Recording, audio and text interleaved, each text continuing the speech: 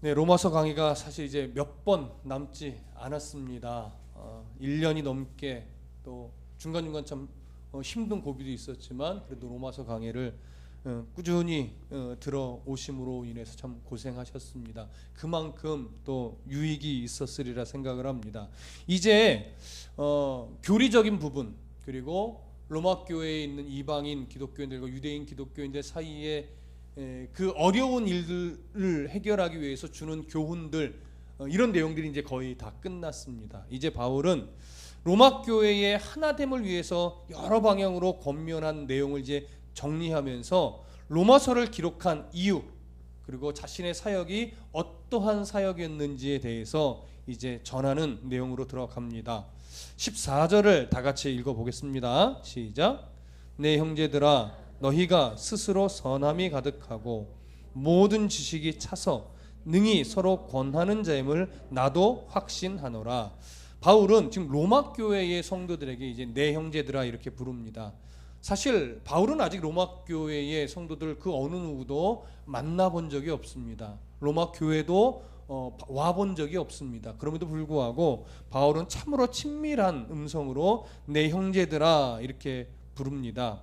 그러면서 이 14절의 내용은 뭐냐면 너희들이 실제로는 참 성숙한 성도다, 내가 그것을 안다, 이렇게 말하는 겁니다. 그러니까 참으로 믿음 안에 성숙한 성도임을 내가 안다라고 하는 것은 무슨 의미냐면, 지금 바울이 로마 교회에 서신을 쓰는 이유가 뭐 하나부터 열까지 문제점 투성이라서 내가 편지를 쓰는 것이 아니라는 의미입니다.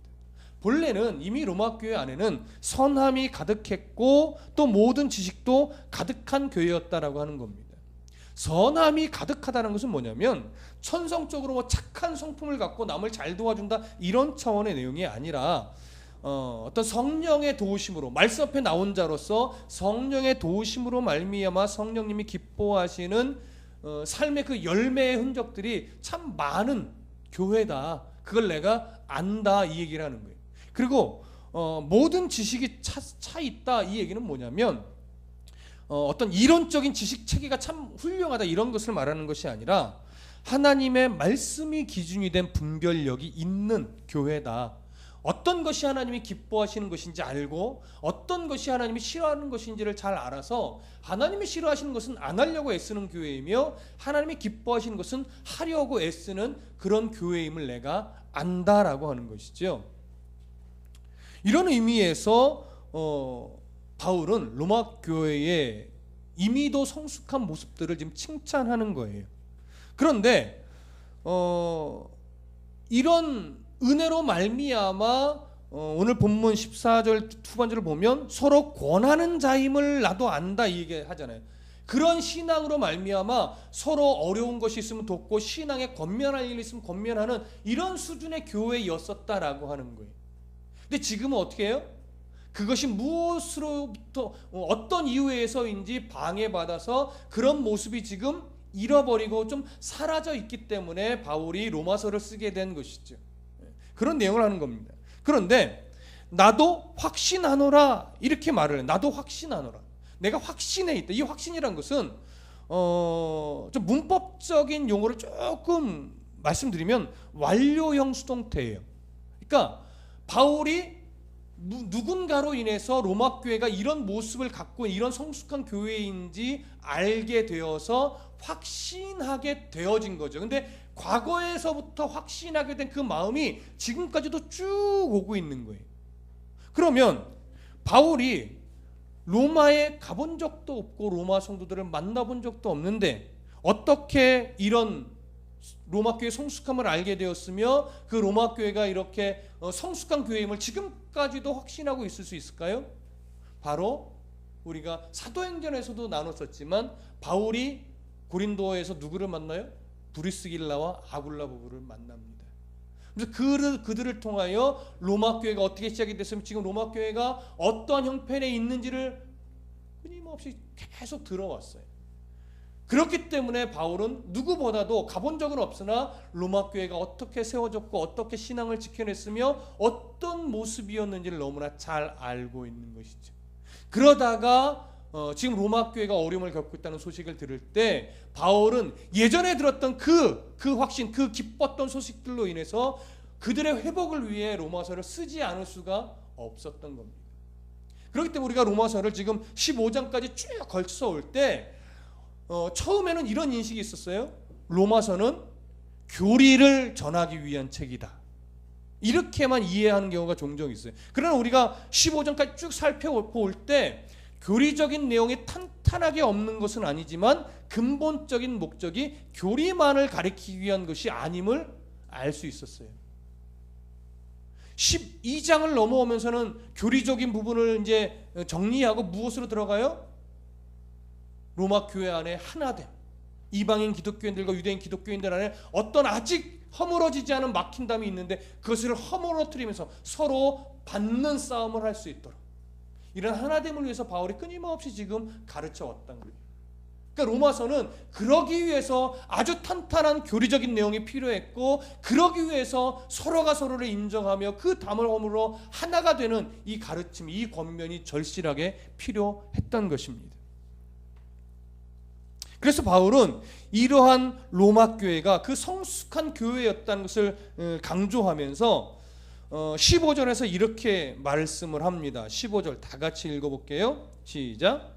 그러나 내가 너희로 다시 생각나게 하려고 하나님께서 내게 주신 은혜로 말미암아 더욱 담대히 대략 너희에게 썼노니, 이렇게 말합니다. 내가 이렇게 확신에 차서 너희들에게 다시 바울이 로마서를 쓴 이유는 너희로 다시 뭐하게 하려고? 생각나게 하려고. 그러니까 이 생각나게 하라는 건 뭡니까? 더 성숙해지게 하려고, 이 얘기예요. 그러니까 이전에 성숙한 모습이 있었는데 지금 어떠한 일로 말미암아 그 성숙함이 방해받고 있고 성숙함이 발휘되지 않고 있는 거예요. 그래서 이전에 성숙했던 기억들을 떠올리게 해서 다시 기억하게 해서 고칠 것은 고치고 지킬 것은 지키면서 더 성숙한 성도가 되기를 바라기 때문에 내가 이것을 쓴다, 이런 의미가 되는 거죠. 그 의미가 바로 15절에 내가 너희로 다시 생각나게 하려고 라는 말씀에 담겨있는 의미예요. 그래서 그렇게 생각나게 하려고 어떻게 했대요? 하나님께서 내게 주신 은혜로 말미암아 더욱 담대히 대략 너희에게 썼다, 서신서를 썼다, 이 얘기라는 겁니다. 그러면 바울이 말하고 있는 하나님께서 내게 주신 은혜는 뭘까요? 하나님께서 바울에게 주신 은혜, 이것은 바로 이방인을 위한 사도로 부르신 하나님의 은혜이죠. 그러니까 지금 바울은 비록 내가 가보지 않은 교회이고 경험해보지 않은 성도이지만, 그래서 혹시 이런 서신을 쓸 때 로마 교회 사람들이 주제넘게 자기가 뭐라고 이런 걸 써, 이렇게 반응할 수도 있으나 바울은 그것을 두려워하지 않고 이방인을 위한 사도로 부르신 하나님의 이 은혜를 가슴에 담고 이 사명을 의지해서 담대히 어떻게 해요? 서신서를 썼다, 이겁니다. 담대히. 그러니 어떻게 해요? 고깝게 생각하지 말고 주제넘다 생각하지 말고 이 말씀을 너희들이 좀 잘 받으라는 이야기죠. 그 얘기를 하는 겁니다. 그렇기 때문에 15절 중간에 내게 주신 은혜로 말미암아 더욱 담대히 어떻게 해요? 대략은 조금 썼다는 것이 아니라 어떤 면에서는 너희에게 아주 담대히 썼다라고 하는 거. 어떤 면에서는 평이하게 쓴 내용도 있지만 어떤 면에서는 참 내가 담대하게 강하게 권면했으니 기분 나쁘게 생각하지 말고 잘 새겨서 너희가 듣기를 원한다. 지금 그 얘기를 하고 있는 겁니다. 그렇기 때문에 바울이 지금 그동안 로마서에서 주장하고 권면했던 모든 것들은 개인적인 주장이나 개인적인 견해가 아니라 하나님이 주신 그 사명의 어떤 은혜를 가지고 하나님의 마음으로 담대히 선포한 내용이다, 이런 의미가 이 안에 또 담겨 있는 것입니다. 자, 그러면 이제 16절로 넘어가 보겠습니다. 16절 시작. 이 은혜는 곧 나로 이방인을 위하여 그리스도 예수의 일꾼이 되어 하나님의 복음의 제사장 직분을 하게 하사 이방인을 제물로 드리는 것이 성령 안에서 거룩하게 되어 받으실만 하게 하려 함이라. 자, 16절은요 사도 바울이 받았던 이 은혜, 그러니까 이방인을 위한 사도로 부름받으신 이 은혜에 대해서 지금 다시 한번 피력을 하는 건데, 이 은혜는 곧 나로 이방인을 위하여 하나님이 주신 은혜였어요. 근데 그 이방인을 위한다라고 하는 것이 구체적으로 어떤 내용이냐면 그리스도 예수의 일꾼이 되는 거예요. 근데 그 일꾼이 되는 조금 더 구체적인 내용은 뭐냐면 하나님의 복음의 제사장 직분을 하는 거예요. 그러면 제사장 직분이 되어 감당하면서 어떻게 해야 되는 것이냐? 이방인을 제물로 드리는 거예요. 물론 이 이방인을 제물로 드린다는 것은 이방인을 인신 제물로 바친다, 이건 아닌 걸 아시겠죠? 이방인을 제물로 드리는 건데 어떤 제물이 되어야 하느냐? 성령 안에서 거룩하게 되어 하나님께서 받으실 만한 제물이 되게 하려 한다는 거예요. 자, 무슨 의미일까요 이게? 알 듯 모를 듯, 모르는 건 아닌데 설명이 좀 애매할 수도 있어요. 지금 이 얘기는 뭐냐면 이 부분을, 이 16절의 말씀을 조금 더 정확하게 설명하려면 우리가 몇 번에 걸쳐서 들었던 로마서 12장으로 다시 가보셔야 돼요. 로마서 12장. 제 생각에 이제는 여러분들 로마서 12장 1절 2절 정도는 누구에게 설교도 아마 하실 수 있지 않을까, 하도 여러 번 들어서 그런 생각이 드는데, 로마서 12장 1절과 2절 함께 읽어보겠습니다. 시작. 그러므로 형제들아 내가 하나님의 모든 자비하심으로 너희를 권하노니 너희 몸을 하나님이 기뻐하시는 거룩한 산 제물로 드리라. 이는 너희가 드릴 영적 예배니라. 너희는 이 세대를 본받지 말고 오직 마음을 새롭게 함으로 변화를 받아 하나님의 선하시고 기뻐하시고 온전하신 뜻이 무엇인지 분별하도록 하라. 여러분 읽으시면서 중요한 단어가 이제는 눈에 콕콕 들어오리라 생각을 합니다. 지금 로마 교회 성도들은 이미 예수 그리스도를 영접한, 이방인 기독교인이 예수를 영접하여 거룩한 백성이 된 자들입니다.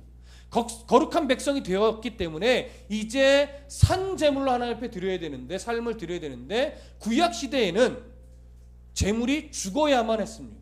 그러나 예수 그리스도께서 율법의 완성이 되시어서 모든 죄인들의 제물이 되시어서 십자가에 죽어주셨고 부활하심으로 말미암아 모든 율법의 요구를 완성하셨습니다. 그래서 이제는 죽어야 하는 제물이 아니라 이제는 살아있는 제물이 되어 하나님 앞에 영적 제사를 드려야 하는 존재로 바뀐 겁니다. 그래서 오늘 로마서는 그 영적 제물이 되는 삶이 뭐냐라고 할 때 이런 수요일 7시 반 예배, 주일 11시 예배, 이런 예배만을 말하는 것이 아니라 삶에 살아가는 모든 일상 속에서의 예배를 다 포함하는 것으로서 2절에서 이 세대를 본받지 않는 삶, 하나님의 가치관과 충돌되는 세상의 가치를 멀리하고 비록 세상이 바보라 손가락질 할지 몰라도 하나님의 가치로 살아갈 수 있는 용기, 담력, 이것을 말하는 거죠. 그런 자세로 살아감으로 말미암아 마음을 새롭게 함으로 변화를 받아서 하나님의 선하신 뜻이 무엇인지, 하나님의 기뻐하신 뜻이 무엇인지, 그리고 하나님의 온전하신 뜻이 무엇인지 세상 속에서 우리의 삶의 흔적으로 입증하는 삶을 살아내는 것, 이것이 뭐예요? 거룩한 산 제물이 되는 삶인 겁니다. 그렇기 때문에 오늘 본문으로 다시 돌아와서 로마서 15장 16절, 나로 이방인을 위하여 그리스도 예수의 일꾼이 되어 하나님의 복음의 제사장 직분을 하게 하사 이방인을 제물로 드리는 것이 성령 안에서 거룩하게 되어 받으실 만하게 하려 함이라. 이 말씀의 의미 바로 그런 의미입니다. 하나님이 받으실 만한 거룩한 제물이 되어야 되는데 그것은 뭐예요? 우리의 성도다운 일상의 삶을 말하는 겁니다. 세상의 가치를 따라가지 않고 오직 하나님의 가치를 가지고 살아나가려고 몸부림치는 하루하루 순간순간의 삶의 흔적, 그것이 바로 거룩한 제물의 모습인 겁니다. 하나님은 우리의 삶을 그렇게 받기를 원하시고 이 당시 바울을 통하여 로마 교회의 성도들도, 그리고 수많은 이방 지역의 하나님 앞에 돌아온 성도들의 삶이 이렇게 되기를 바라고 원하셨던 것입니다. 바울은 바로 이러한 일들을 감당하기 위해서 지금까지 이방인을 위한 사도로 열심을 다해 지금 사명을 감당해 왔다라고 하는 것, 그것을 조금 더 강조하고 있는 것과 같습니다. 자, 이제 17절부터 19절을 읽어보겠습니다. 시작. 그러므로 내가 그리스도 예수 안에서 하나님의 일에 대하여 자랑하는 것이 있거니와 그리스도께서 이방인들을 순종하게 하기 위하여 나를 통하여 역사하신 것 외에는 내가 감히 말하지 아니하노라.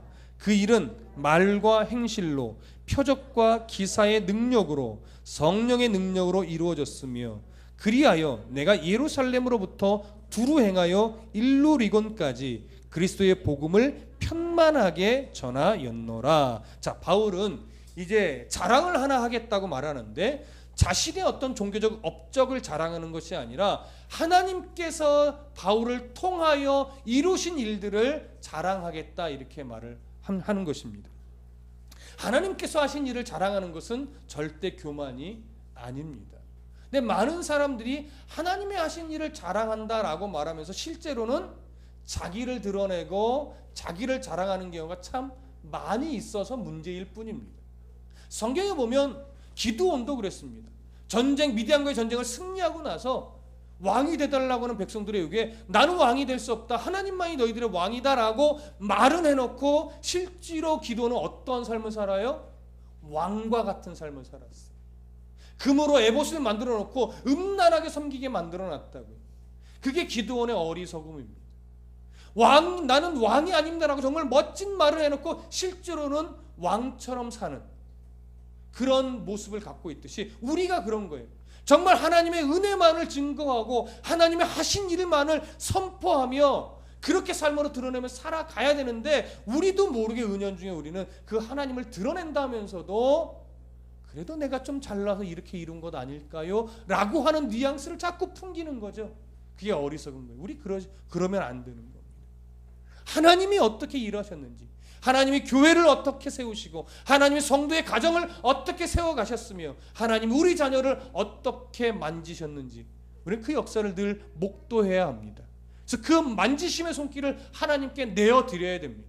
근데 그걸 내어드리지 못하고 내가 하려고 하고 내가 세우려고 하고 내가 뭔가를 만들려고 하면 거기에는 내 열심과 내 공로만 있을 뿐이지 하나님의 역사는 없는 겁니다. 그래서 철저하게 교회는 목회자의 지혜로 세워지는 것이 아니라 하나님의 역사로 세워져야 하는 것입니다. 우리 자녀도 마찬가지입니다. 물론 열심히 공부해야 합니다. 그러나 그 공부하고 살아가는 인생의 초점이 하나님 손에 붙들려 공부하고 하나님 손에 붙들려 인생의 목표가 잡혀져야만 정말 그 인생이 아름답고 복된 가치 있는 삶을 살아갈 수 있게 되는 것입니다. 우리는 부단히도 이 일을 위해서 참 애쓰고 힘써야 할 것입니다. 왜요? 쉽지 않기 때문에 그렇습니다. 자녀를 하나님 손에 내어 맡긴다라고 하는 것이 정말 말처럼 그렇게 쉽지 않습니다. 교회를 정말 하나님이 이끄시는 대로 목회하겠다, 이게 말이 쉽지 그것마저도 결코 쉽지 않습니다. 여러분 가정을 정말 하나님 기뻐하는 가정으로 어느 누가 안 만들고 싶겠습니까? 근데 그 모든 가정에 일어나는 일들을 정말 하나님이 이끄시는 대로 내어 맡긴다라고 하는 것이 참으로 어렵습니다. 나를 쳐서 복종시키는 싸움을 하지 않고서는 결코 되어지지 않습니다. 그렇기 때문에 지금 바울이 이 사명을 감당하며 이렇게 살아왔다는 것은 뭐냐면 철저하게 자기의 사명이 하나님이 주신 사명임을 알고 하나님이 이끄시는 대로 이 선교 사명을 감당하려고 끊임없이 자신을 쳐서 복종시키는 싸움을 얼마나 치열하게 해왔는지를 우리는 여기서 엿봐야 되는 것입니다. 그가 얼마나 치열하게 싸워왔는지. 그래서 자신을 죄인 중에 개수라고 말하면서 나도 늘 나를 쳐서 복종시키는 싸움을 한다, 이렇게 말하는 것처럼. 그래서 바울은 오늘 본문에서 이렇게 말을 해요. 그리스도께서 18절 보면 그리스도께서 이방인들을 순종하게 하기 위해, 이게 뭐예요? 복음을 위하라는 거죠. 사사로운 누구의 이익을 위해서가 아니라 정말 복음이 바르게 증거되어지고 그 복음을 듣고 많은 사람들이 바르게 순종하게 하기 위해서 하나님이 바울을 통하여 역사하신 것 외에는 감히 내가 말하지 아니하노라. 그러면서 그 일은, 하나님이 행하신 그 일은 말과 행위로 되어진 일이라는데, 이 말과 행위라는 것은 뭐냐면 복음을 전하기 위해 했던 수많은 노력들, 그리고 복음을 위해 살았던 수많은 삶의 흔적들, 이 모든 것들이 정말로 하나님께서 이끌어 주신 결과다라고 하는 것이죠. 그리고 나서 또 이어지는 19절에 이렇게 말을 해요. 표적과 기사의 능력으로, 성령의 능력으로 이루어졌다. 이 말은 다시 풀어보면 그거예요.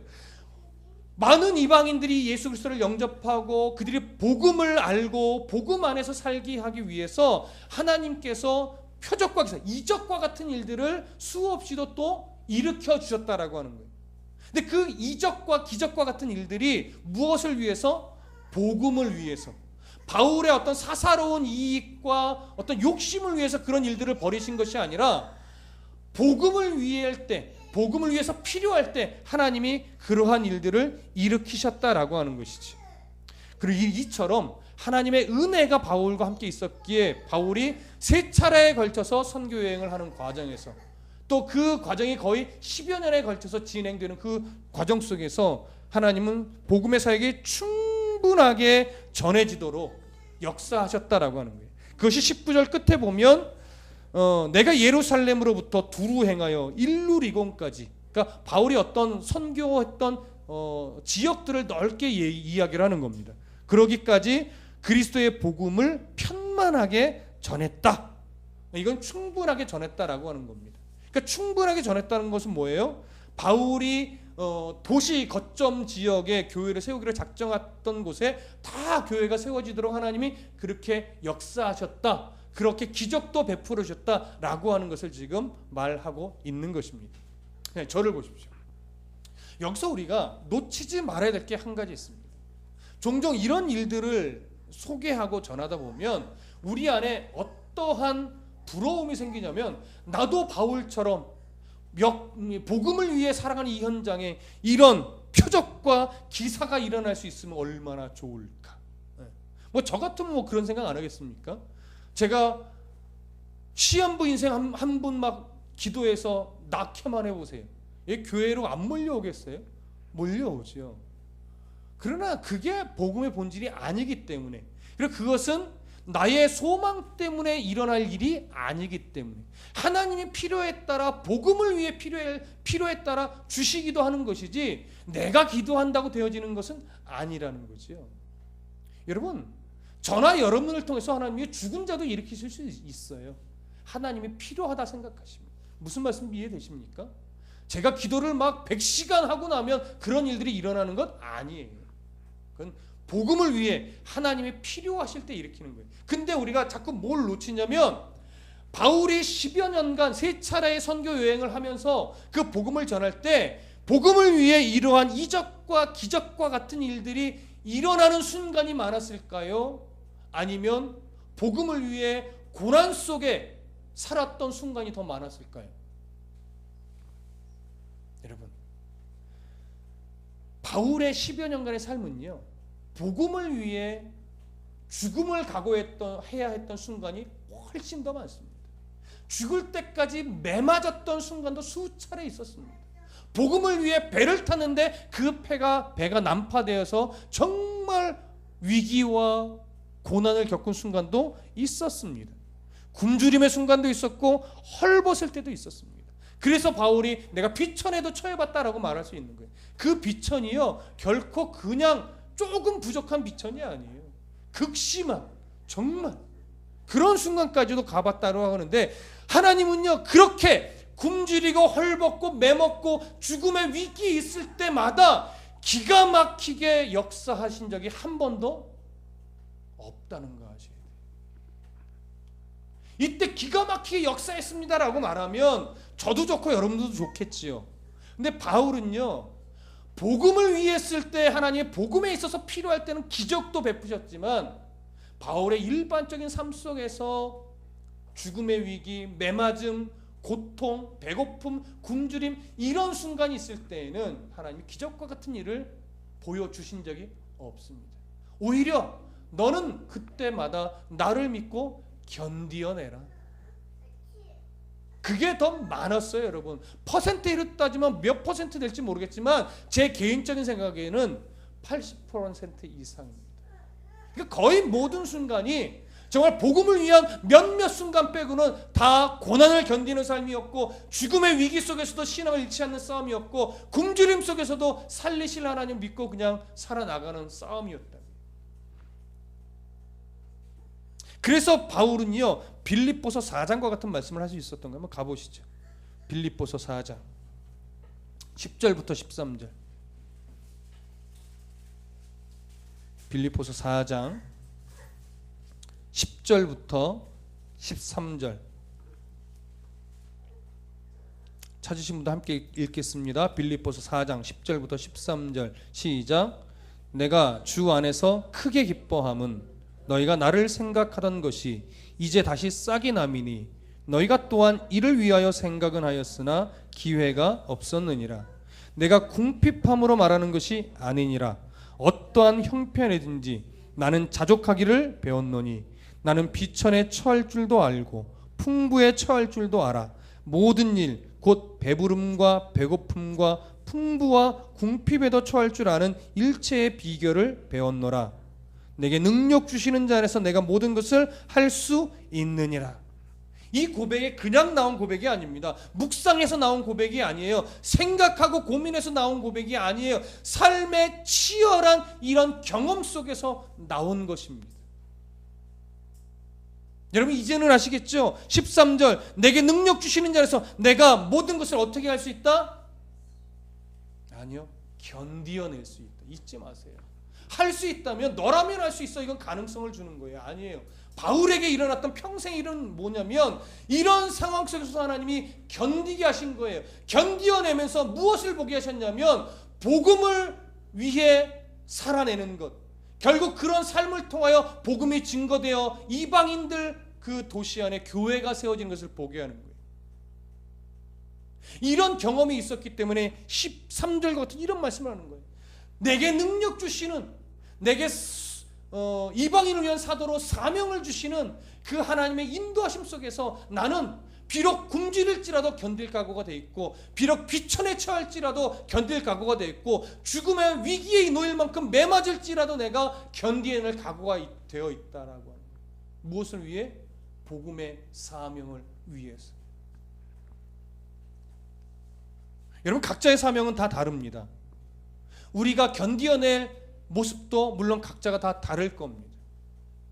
우리에게 주신 그 사명들이 있고 그 사명을 위해서 우리는 현실의 무게들을 기꺼이 주를 위해 견뎌낼 각오를 하셔야 됩니다. 그래서 하나님이 높여주시든 그냥 낮춰놓으시든 그것이 내게 복인 줄 알고 내게 주신 사명의 길을 바르게 가는 것, 이것이 우리가 오늘 찾고 또 붙잡고 또 달려가야 하는 것입니다. 누구나 다 폼나는 사명을 주시지는 않았습니다. 주신 달란트가 다 다릅니다. 중요한 건 어떻게 쓰느냐가 아니라 그것을 사용하느냐 안 사느냐예요. 몇 배를 남기느냐 못 남기느냐가 아니라 그 달란트를 주신 하나님을 믿고 그 달란트를 쓰느냐입니다. 주신 하나님을 믿지 못하고 감추어두는 어리석은 자가 아니라 잃어버릴지라도 주신 자가 내게 맡겨주신 것이니 그분의 마음을 의지하여 쓰는 것, 이것이 달란트를 받은 자의 몫입니다. 누구나 다 몇 배를 남기는 것은 하나님이 원하시는 것이 아닙니다. 중요한 건 주신 자를 믿고 쓰느냐 안 쓰느냐죠. 그 달란트가 꼭 폼나야만 하는 것은 아닙니다. 폼나지 않아도 됩니다. 아무도 알아주지 않고 아무도 모르는 것일 수도 있습니다. 하나님 앞에서 하는 겁니다. 여러분 잘 들으십시오. 목사 앞에서 사명 감당하는 것 아닙니다. 여러분 성도 앞에서 사명 감당하는 것 아닙니다. 하나님 앞에서 뭔진 모르겠으나 그 자그마한 사명일지라도 하나님 앞에서 주신 달란트를 감당하기 위해 나에게 주어진 모든 삶을 견디어내고 있다면 그 사람은 최고의 삶을 하나님 앞에서 살아내고 있는 것이며 그것이 바로 거룩한 산 제물의 삶인 겁니다. 바울이 그렇게 말했던 이방인을 거룩한 제물로 하나님께 드리기 위해 사역했다고 했듯이 오늘 우리가 그런 삶을 살아내야 하는 겁니다. 그래서 오늘 본문으로 다시 돌아가 보면 이제 마지막 결론적으로 20절과 21절에서 이렇게 말합니다. 또 내가 그리스도의 이름을 부르는 곳에는 복음을 전하지 않기를 힘썼노니 이는 남의 터 위에 건축하지 아니하려 함이라 기록된 바 주의 소식을 받지 못한 자들이 볼 것이요 듣지 못한 자들이 깨달으리라 함과 같으니라. 20절 21절 물론 바울의 선교 전략입니다. 이미 교회가 세워진 곳에는 또 복음을 위해 들어가지 않고 그들에게 맡겨놓고 교회가 세워지지 않은 곳에 가서 복음을 전하고 그곳에 교회가 세워지게 하는 것이 바울의 선교 전략인데, 어쨌든 그곳에서 이런 삶을 살아갈 때 주의 소식을 받지 못한 자들이 보게 되고 듣지 못한 자들이 또 깨닫는 역사가 일어날 것이라고 합니다. 여러분, 이 세상에 교회는 수없이 많습니다. 그러나 그렇게 교회가 많은데도 아직 예수 그리스도를 모르는 자들도 참 허다하게 많습니다. 이것이 지금 이 시대가 갖고 있는 문제입니다. 이렇게 교회가 많지만 더더군다나 교회는 많은데 교회를 싫어하는 사람도 참 많고 영에 대해서 알지 못하는 사람도 참 많습니다. 그 속에서 우리는 또 그리스도인으로 살아가는데 우리는 그리스도인의 어떤 영향력을 조금도 잘 미치지 못하며 살아갑니다. 그것이 지금 우리가 분발해야 될 내용인 겁니다. 우리가 살아가는 그곳에 나를 통해 주의 소식을 받지 못한 자들이 보게 되는 일, 나를 통해 예수 그리스도의 복음을 듣지 못한 자들이 깨닫게 되는 일, 이런 일이 일어날 수 있도록 여러분이 복음이 되어 하루하루를 살아내십시오. 한 명의 사람이 주 앞으로 돌아온다 할지라도 하나님 그 일로 인해 여러분들을 칭찬하시고 기뻐하실 겁니다. 나의 가족이 될 수도 있고 직장 동료가 될 수도 있고 친척이 될 수도 있고 이웃이 될 수도 있을 것입니다. 다만 한 명이라도 나를 통해 주를 만나는 일이 일어날 수 있도록 우리의 삶을 잘 견디어내고 거룩한 산재물이 되는 삶으로 하나님 앞에 드려내실 수 있기를 간절히 소원합니다. 기도하겠습니다.